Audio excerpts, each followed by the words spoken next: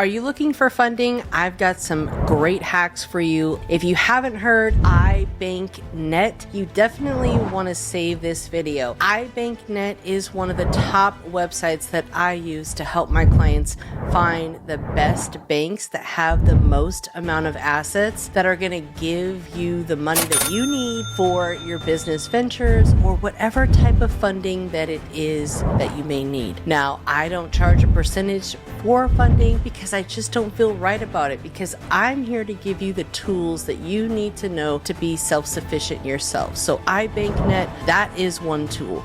Number 2 is going to be the bank branch locator. This is going to give you the branches that are in your area. Now, that is great for some of the community banks, because next we're going to be talking about CDFI. Now, if you don't know what the community development programs are, you definitely want to get familiar. Community development financial institutions.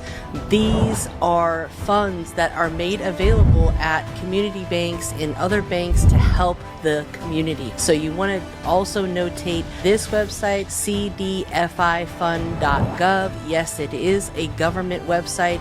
There is also a CDFI locator, ofn.org. This is a CDFI locator, so that way this will help you get funding from local community banks. My name is Credit Coach Nicole Scott.